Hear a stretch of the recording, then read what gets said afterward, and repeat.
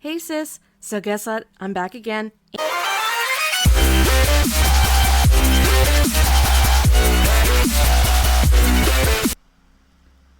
I'm also kind of on the fence about this one, but we shall see. Chapter 2 of our Regency novel, Under the Thorns. Attending to a lady's every need and overseeing a manor house were indeed disparate tasks. Alice, aiding my transition, bore a stern demeanor, leading us up and down the stairs innumerable times. By its conclusion, my limbs trembled like a fledgling foal. I'm utterly cream-crackered. What does that even mean? Wearyingly propelling myself, nearly at the brink of collapse, I entered the servants' hall. As the sun set, a bustling crowd had gathered. I sank into the nearest chair, exhaling a heavy sigh. My limbs are aching. I hope I can rise again tomorrow. While I was massaging my weary legs and pondering, a man quietly occupied the seat across from me. He scrutinized me with a pensive stare, deeming me a stranger. I'm not sure if I recognize you. I'm new to this place, as you can see. Haha, no wonder you don't seem to know me. I'm Thomas. Clara. When I ignored his hand, he discreetly wiped his damp palms on his apron, a smirk settling upon his features. Are we not supposed to like this guy? He then continued speaking, adopting an air of sagacity. Sagacity. Right you are. You've clearly had a day of it. All tuckered out, are you? Absolutely. I could barely lift a finger. Ah, that explains the lack of handshake. No, seriously, we're supposed to dislike this guy? Well, fret not, my dear, for this culinary wizard is about to whip up something scrumptious to revive you. Oh, he's a cook! We like him, right? A short while later, Thomas reappeared, a plate in his hands. His face, softened by the desire to comfort, held a warmth that contrasted with the coldness in my stomach. The aroma of the food that Thomas had painstakingly prepared filled the air, but it failed to entice my senses. So he's not that good a cook. I took a small taste, more out of obligation than desire, and Thomas's face instantly became a mask of worry. I mean, yeah, if he's like a chef. Girl. What? I don't get it. It'd be like dinner time, aren't you hungry? Is it really that dreadful? Well, you do seem a bit unsure of yourself for a chef, wouldn't you say? Oh, main character is judgy. Perhaps it's because I find myself playing the cook for the day. Oh, he's not a cook, he's just doing it for the day? He let out a big sigh, as if the weight of the world was on his shoulders. Right, well, the thing is, Mary up and left suddenly, which threw us into a bit of a tizzy, you see. And I've been doing my best to pick up the slack, so to speak. Who's Mary? Ah, well, she was the one who looked after the mausoleum before you, as it were. Utterly surprised by Thomas's knowledge of things I had not shared, I asked, "And how exactly did you deduce that I'd be the new mausoleum keeper? I assume, given the summary, it is the only open position, or at least one of the few." Well, whispers about you have been swirling around the manor for days, like leaves in a storm. It'd be quite the feat to remain completely oblivious, you see. Whispers about what? Oh, mostly about your tenure, of course. No, seriously, there's rumors? What? We've even placed a friendly wager amongst ourselves on just how long you'll last before throwing in the towel. Wow! Nice! What a nice bunch of people. My eyebrows shot up in astonishment at his audacity. How could he possibly make a bet without even knowing who the other person was? Catching my disbelieving stare, he let out a disgruntled sigh. Hey, don't give me that look. I was on your side. I bet that you would persist for a week. Oh, wow, the faith is staggering. The mask of pleasantness on his face finally cracked, revealing a glimpse of the man beneath. As my disapproval became apparent, Thomas stammered out some excuse about needing to urgently attend to his duties, and scurried away, seeking refuge in the kitchen. With a heavy sigh that echoed through the room, I laid down my fork and knife. The meal, unfortunately, had been a disappointing affair. I suppose I should return to my chamber. Upon entering my assigned room, I was greeted by an unexpected spectacle. To my astonishment, it was an entirely private chamber. In abodes with limited space, shared lodgings were the norm, so I had expected something similar here. Am I their lost daughter or something? I hastily dismissed my unwarranted captivation, delivering a stinging slap to my own cheeks as reprimand. This was not the time for frivolity, especially with a bet riding on my resilience. I needed to prioritize the organization of my attire and possessions, followed by a thorough examination of the established guidelines. It should be on the drawer. My gaze swept across the room, landing upon a delicate stack of papers precariously perched atop the dresser. I snatched it up and delved into the instructions. Let me see. Employee Handbook. 0. Manor Layout. The estate consists of 3 distinct areas: the main manor house, a separate annex building, and a garden. The manor house spans 3 floors above ground and 1 basement level. The left wing is dedicated to employee quarters, while the right wing houses the private residential areas. The basement serves as a storage and culinary space, with certain areas accessible only to authorized servants. The annex building comprises 2 above-ground stories and a basement level. This building is solely intended for guest accommodation. The garden is divided into 3 sections: a carriageway, an outer yard, and a backyard, or courtyard. 4. Unbreakable policy, a code to abide by. 0. Manor manifestations. Strange and unexplained events can occur within the manor. A. Failure to comply with the following policy will absolve us of responsibility for any resulting incidents. 1. Confidentiality mandate. All occurrences within the manor must be kept secret from the outside world. A. This is a contractual obligation, and any breach will result in any disciplinary action in accordance with the policy. 2. Restricted passageways. Do not enter corridors where shadowy figures are known to manifest. Are they going to give us a list of where they are known to manifest? A. During daylight hours, these corridors often become inhabited by humanoid shadows. While no physical contact has been reported, we suspect potential danger, and entry is strictly prohibited. B. If your duties require you to be in these areas, inform your supervisor and seek alternative assignments.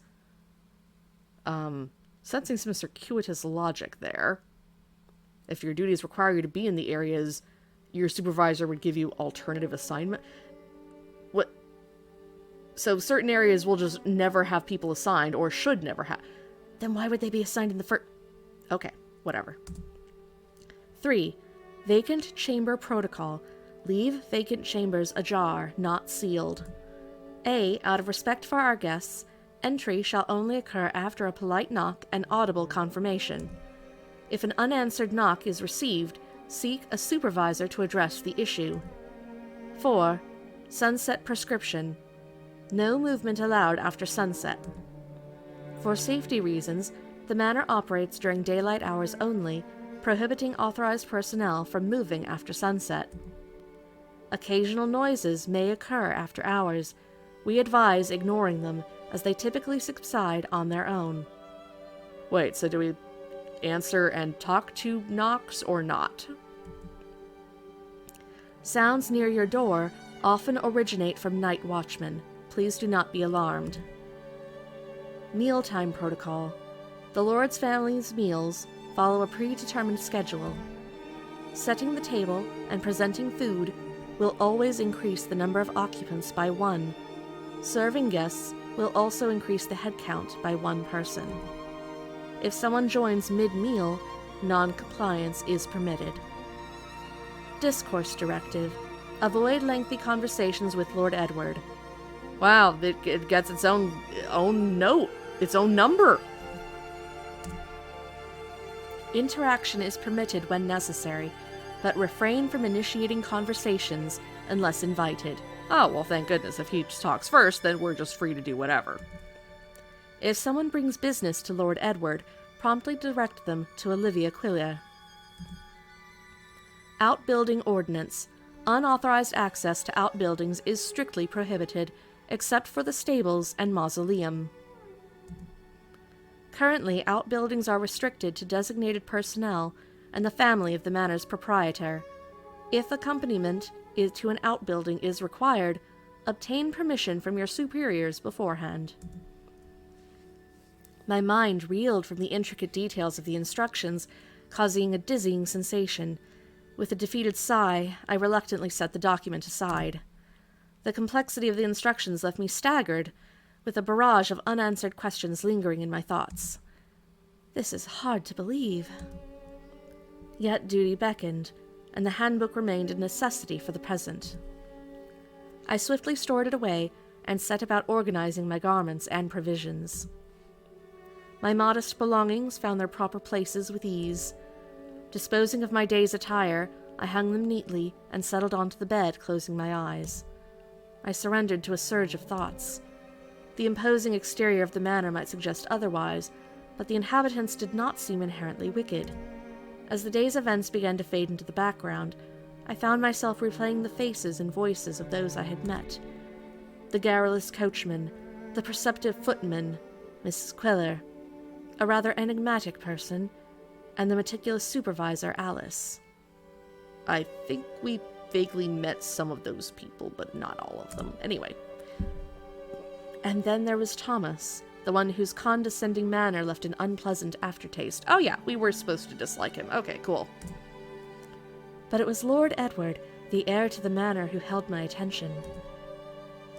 His gaze, faintly tinged with concern, lingered in my mind, a stark contrast to the resentment he seemed to evoke in others. He didn't seem that bad. My mind, teeming with thoughts, sought solace in slumber. A yawn involuntarily escaped my lips as I rubbed the corners of my eyes, succumbing to the overwhelming fatigue that enveloped me. In the blink of an eye, I drifted into the realm of dreams, leaving behind the day's events. The jarring resonance of a knock tore me from the brink of sleep. With a groggy mind, I surveyed my surroundings, only to discover the room shrouded in an impenetrable darkness. Struggling to regain my bearings, I hastily assessed my attire, then cautiously approached the door, my thoughts racing with the impending disruption. Who? A sudden realization struck me, and I instinctively held back my words. The established guidelines clearly stated that any visit extending beyond the designated working hours was to be dismissed. This was a policy adhered to by all, and I had no doubt my fellow servants would uphold it as well. Yet if this was the case, then why did the insistent knocking persist? Clara, are they not informed that this room is occupied? The handbook's mention of night watchmen suggested that the knocking could be from one of them, operating within the confines of the policy. It raised the question of whether it would be wise to open the door and inform the night watchman of my presence. As the knocking continued, I engaged in a lengthy deliberation. Ooh. I think this might be our first choice of the game. Open the door. Do not open the door. Adhere to the rules, or cast them to the wind. Rebel it is. Decorum, one would presume, demands a moment's pause to ensure an invitation before answering a knock. However, the insistent, urgent rhythm of the knocking hinted at an impending crisis. Oh yeah, if there's trouble, you should definitely answer the door. I mean, something could be going on. What if, could be anything. Alarmed, I inquired, eager to identify the person on the other side. Who's there? See, that's smart. You don't just throw the door open. You ask who's there. The door stilled from its insistent battering, replaced by a familiar voice that echoed through the corridor. It's me, Olivia Quilla. Gasp. With a press of my lips and an eye roll, I hesitantly cracked open the door. Mrs. Quilla's pitiful expression met me from the other side. My apologies. Never in my wildest dreams could I have imagined being sent home for violating the rules on my very first night. Wait, was this a test? That is mean. You are mean, Olivia. Thomas would have been in stitches if he'd seen this, his raucous laughter filling the room. Yet as I steeled myself for a harsh reprimand, Mrs. Quiller, with an unexpected kindness, offered me words of consolation. I mean, if you can get kicked out for something that small that quickly, I mean, good grief. She just got the rules tonight. What if she was tired and didn't read them until morning? Unwind yourself. I came to check knowing this could happen. I inferred that multiple individuals had faced repercussions for their reckless disregard of the rules, judging by Mrs. Quiller's unannounced visit. Despite my initial apprehension, I was immediately grateful that no disciplinary action was forthcoming. A sigh of relief involuntarily escaped my lips. Do keep in mind, though, a second lapse is impermissible. Indeed. With a sigh of resignation, I closed the door behind Mrs. Quiller, watching her retreating figure disappear around the corner. The lingering embarrassment of my close call threatened to engulf me, and I was on the verge of burying my flushed face in the pillow when another knock compelled me to reopen the door. How? I just watched Mrs. Quiller walk away, and I closed the door behind her. Who could possibly be knocking on my door if not her? My body, paralyzed by a mixture of horror and anticipation, remained motionless, as if suspended in time.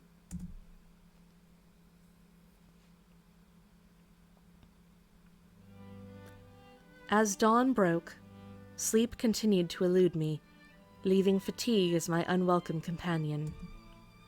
I persevered through the morning, but the solitude of the mausoleum proved too much for my weary body. With each methodical sweep of the floor, my eyelids succumbed to the allure of sleep. My head sank lower under the warm sun's embrace. Let me just... Don't fall asleep. とても疲れているようですね。 Ooh, oh, it's voiced in Japanese, but still. You seem to be exceptionally fatigued. I jolted awake. A figure emerged from the shadows, its presence casting a chill over me. It was the Lord.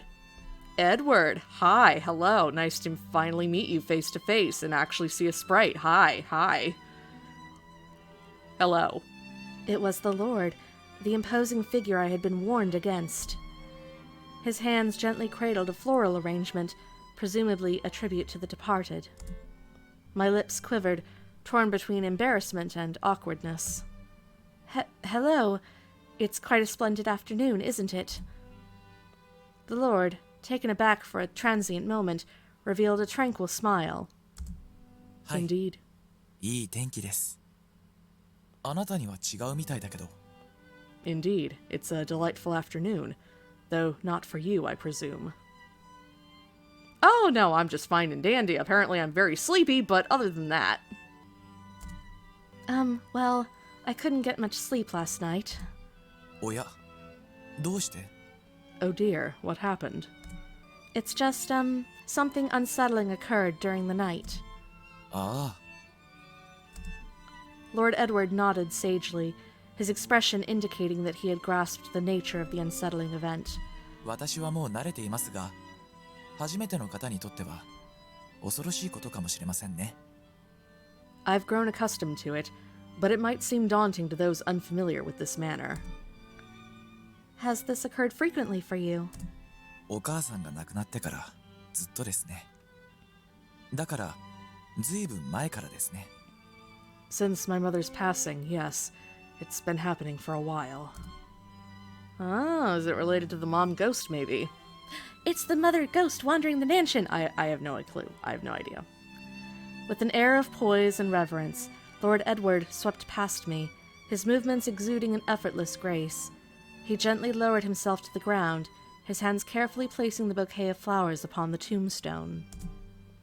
As the sunlight brushed against his closed eyelids, an ethereal glow emanated from the corners of his eyes, casting a mesmerizing aura around him. It was a sight of such captivating beauty, almost surreal, that I found myself questioning the reality of the scene unfolding before me.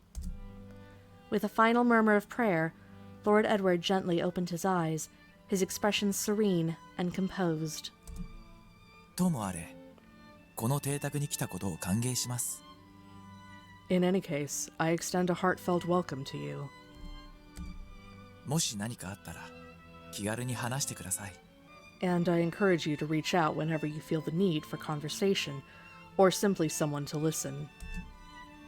His considerate attitude started to thaw my suspicions. Please, call me Clara. A sudden chill crept down my spine, wrenching my attention away from my task. Oh, right as you give him your name? Is he part Fae or something? As I turned, I found myself locked in Alice's gaze. Oh, never mind, it was Alice. Her expression as unreadable as ever, a broom held firmly in her grasp. Careful, she's spying for Mrs. Quiller. She's gonna tell him all about this little conversation you had. Wait, he started it! It's not my fault! Her unexpected presence disoriented me, as I had been under the impression that I would be working alone today. Sweeping, not done yet. Anticipating the scolding that seemed to loom, I shot Lord Edward a momentary apprehensive look. His composure suggested that he had anticipated Alice's actions, and he discreetly turned away. Oh, he doesn't help or clarify the situation or literally anything. He's just like, yeah, nothing to see here. Nothing, bye. 仕事中でしたね。続けてください。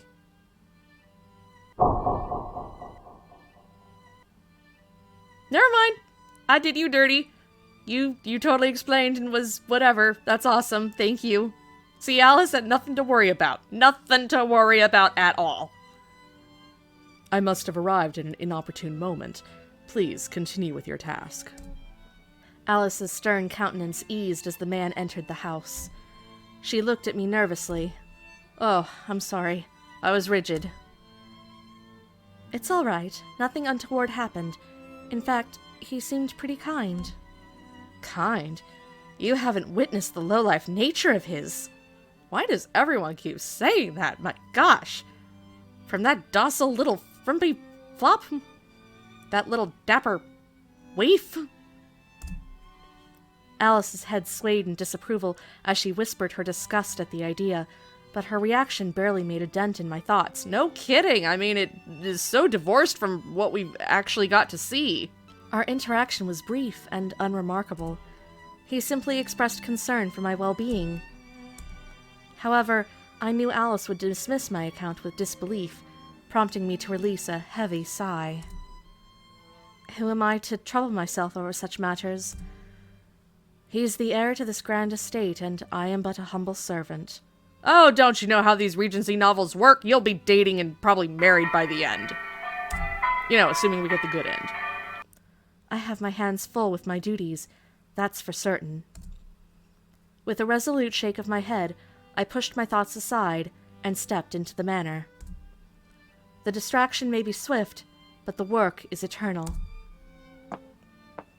Good morning, everyone. Clara, how come you were up this early? I happened to get up early today. Plus, we have deep cleaning coming up, don't we? Oh my god, Bruce! Our little Clara has grown up to be the big maid! I have always been a maid. Their playful snorts hung in the air, hinting at their enduring perception of me as a familiar face. I quelled a sigh and gathered my equipment, knowing I'd have to navigate the manor yet again as the new kid.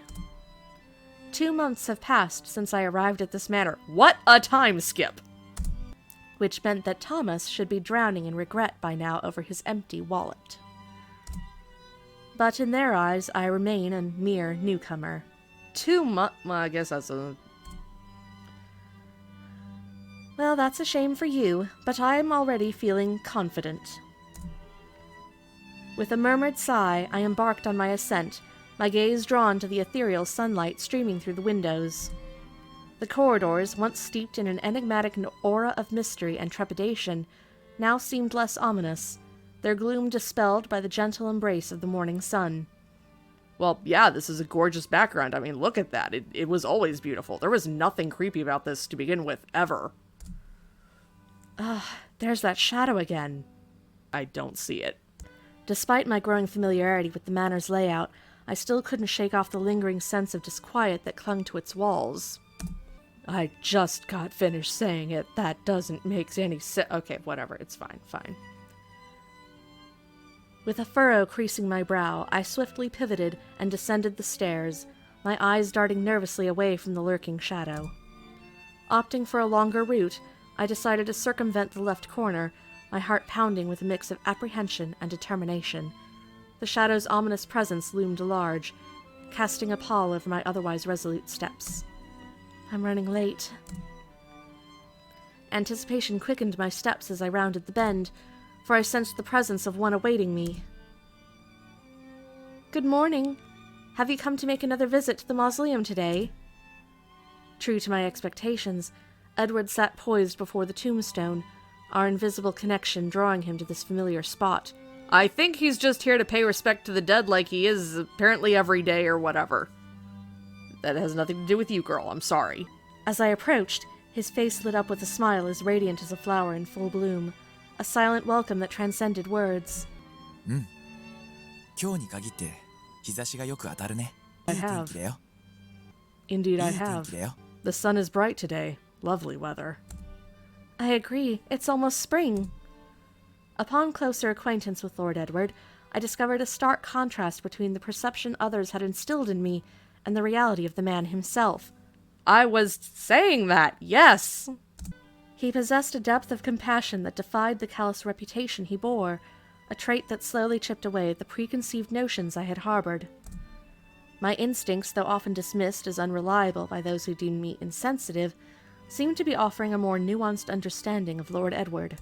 Through repeated interactions, I began to discern qualities that had eluded me before, a tapestry of kindness and empathy woven into the core of his being. Even now, he was a silent oasis of support amidst the flurry of falling leaves while I raked the grass. Like a gardener tending to his plants, he listened attentively as I shared my thoughts, nurturing them with his presence.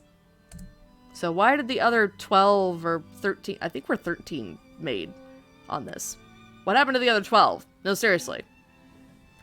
Could the frequent turnover of mausoleum attendants be the reason? But it's been 2 months already. 時間が経てばきっと良くなるだろう。トーマスはもう何も言ってないよ。 Things will likely settle down with time. Thomas, like you mentioned, doesn't seem to bother you anymore. Only because he lost the bet, my lord. I don't come across as childish, do I?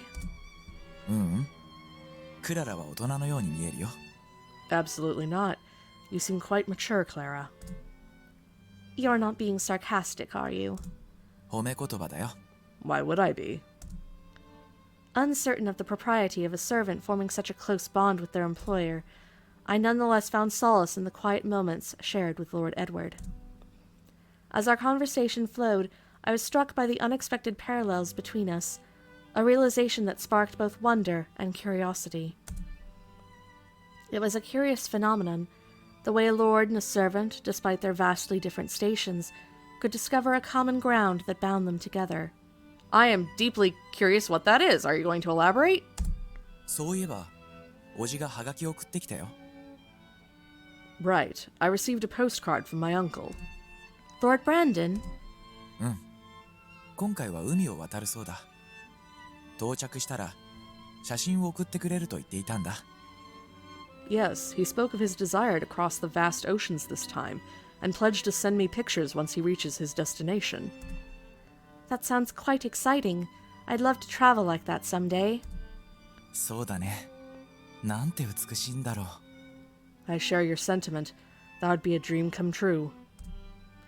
Edward's expression softened into a wistful reverie, as if he were already aboard a ship, slicing through the waves on his own grand adventure. A youthful vibrancy, previously concealed by his usual stoicism, now radiated from his features. For the first time, he looked his actual age. I placed my rake aside and settled myself down a comfortable distance away. Why not travel when you have the opportunity? そうできたらいいのだが。 It would be wonderful, but... An awkward smile smeared across Edward's face, his voice trailing off as he hesitated to continue. It was clear he was dodging a particular subject, most likely the illness of Robert, the manor's ruler. I completely understand your hesitation. It's a sensitive topic. Edward's lips moved silently, forming and discarding words until finally he tried to mask his disconcert with a smile over his face. ありがとう、クララ。 Thank you, Clara. The morning slipped away quickly, filled with lively conversation and laughter. The lunch hour had flown by, and now Edward, filled with regret, actively sought to help with the remaining cleanup. Unfortunately, his efforts at cleaning proved less than fruitful, creating more work than he intended. As I organized the cleaning supplies, a sudden sound pierced the silence, drawing my attention. It'd be nice if we actually got to hear that. Bruce stood there, his arms folded across his chest, a playful smile dancing on his lips. Here we go again. Blimey, Clara, where have you been hiding all morning? Now, Bruce, if I may remind you, my duties lie with the upkeep of the mausoleum. You've been with Lord Edward again. What's the meaning of again? It's not like we're glued at the hip or anything. Oh, really? Don't think I haven't noticed what's brewing. Honestly, Bruce, give it a rest. It's not what you think. I cut off Bruce's interference with a firm voice, needing to focus on the precise task at hand. Bruce gave a nonchalant shrug, his unconcern evident in his casual posture. Come on, spill the beans. Everyone's nosy about where you've been all morning. Oh, please drop it, Bruce. I'm already on edge after bumping into that thing again today. That's it? Just 'cause of that one little beastie? Doesn't make much sense, does it? What if I told you I was struggling to rake leaves? Well, that can be tiring work, I suppose. Bruce, I know this might sound silly, but you know how long it can take to learn something new. Don't make me feel bad about it. Bruce grinned broadly, showing off his crooked teeth that made him look a bit intimidating. I kept my face blank, refusing to let it get to me. All right, I'll give you the benefit of the doubt this time. Well, thanks for nothing. But better watch your step with Lord Edward. No nattering, that's the rule. Not unless he talks to us first. Although I guess we talked first a couple times. You know what? It doesn't matter. He's into it. I'm into it. We're all into it. Don't get in the way. I turned and walked away, feeling a slight chill despite the warm day. It was difficult to tell a lie, especially one so out of character. But nobody is interested in befriending Lord Edward other than me. Olivia's words about Lord Edward's rebellious and unpredictable nature echoed in my mind. Despite Lord Robert and Lord Edward being masters of the manor, everyone seemed to unquestioningly accept Olivia's portrayal of him. They don't believe me, but he's such a nice person. Why can't they see it? Despite Edward's insistence on leaving them alone if they weren't open to conversation, I dissented. His lack of assertiveness bothered me, especially since respect was rightfully his due as a family member and an employer. I won't let him continue withdrawing from those around him. Drawing strength from Lady Jane's wisdom about relationships, I pushed open the door.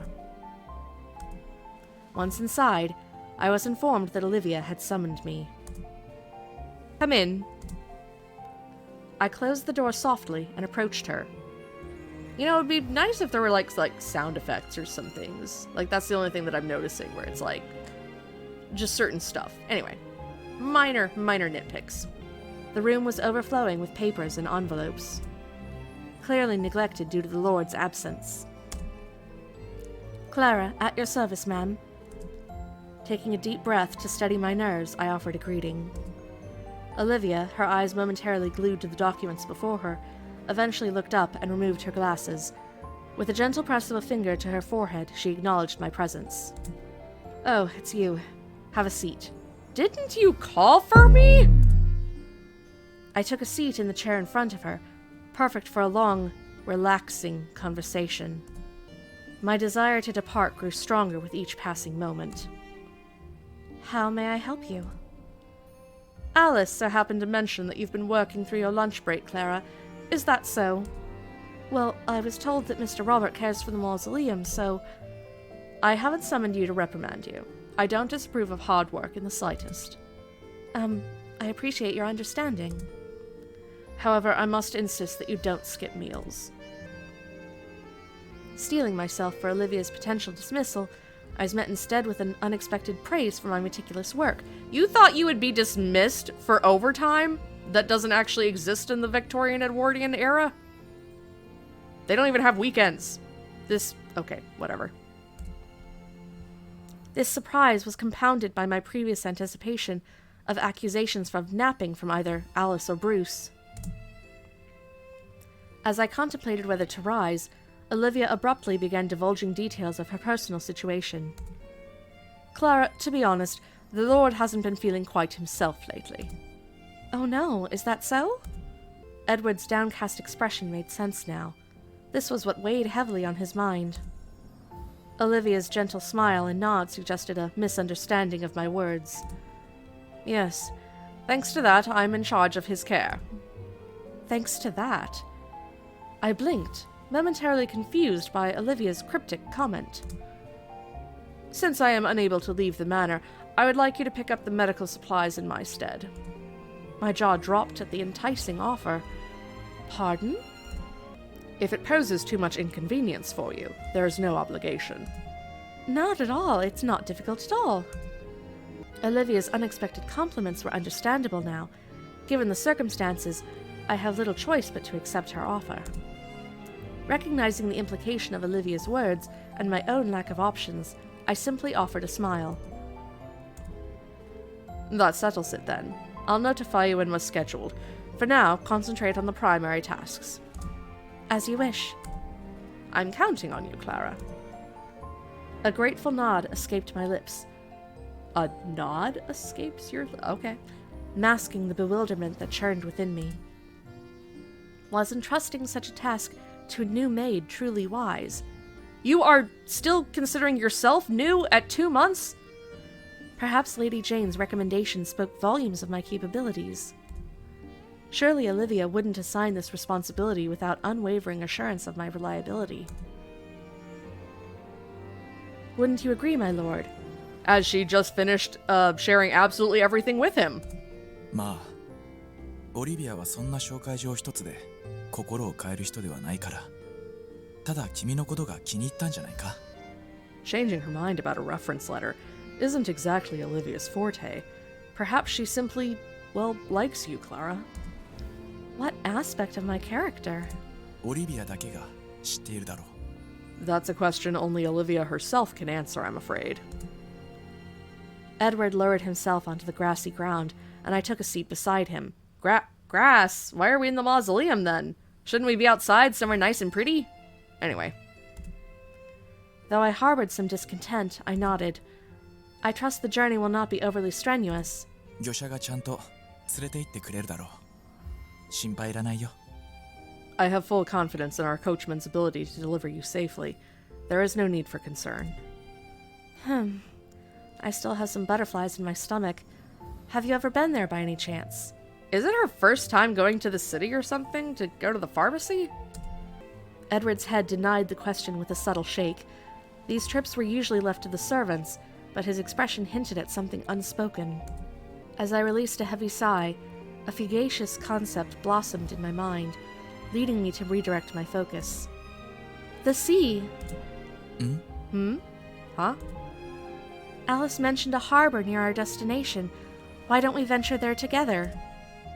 The path stretched slightly longer than anticipated, but with brisk steps, we could chase the setting sun and reach the manor before dusk painted the sky.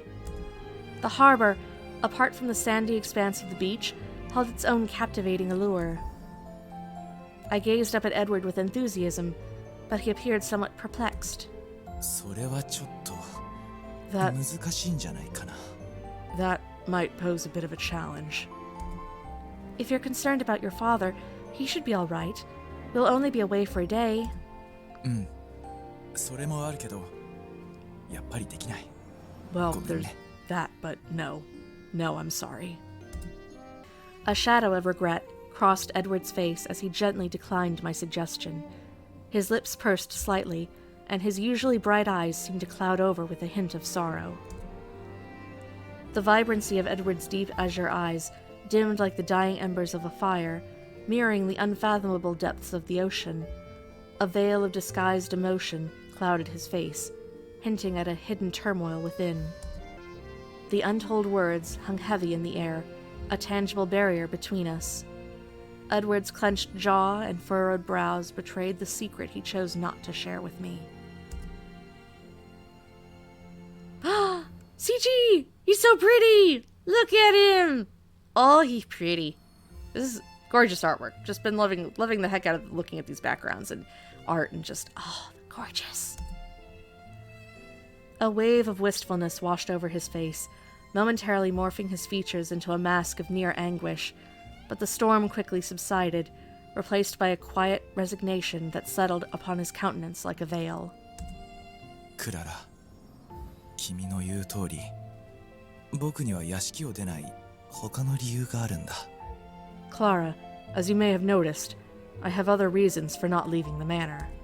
でも、君には言いたくない。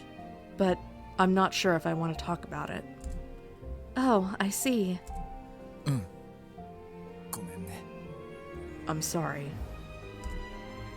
A sharp pang of disappointment pierced my heart as he drew a line, like a cold blade severing the thread of intimacy. Yet I clenched my jaw and forced my muscles into a mask of neutrality, determined not to betray the storm raging within me. I knew that our bond, though cherished, lacked the depth and intimacy that warranted the sharing of every secret. We were not confidants in the truest sense. The realization settled upon me like a heavy cloak, dampening the spark of hope that had flickered within me. Despite the churning turmoil within, I forced the corners of my lips upwards in a semblance of a smile. I must have disturbed you.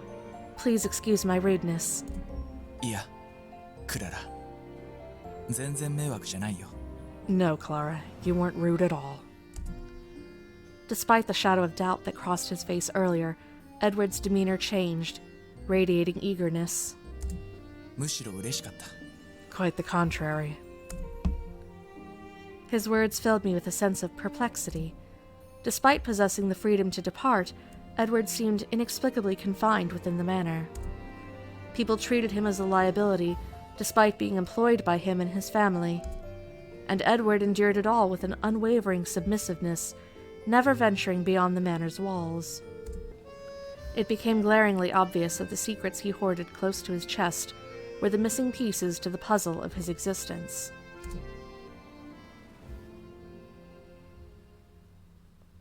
And that was the end of chapter 2. Well, that's all I'm doing tonight. Bye, sis!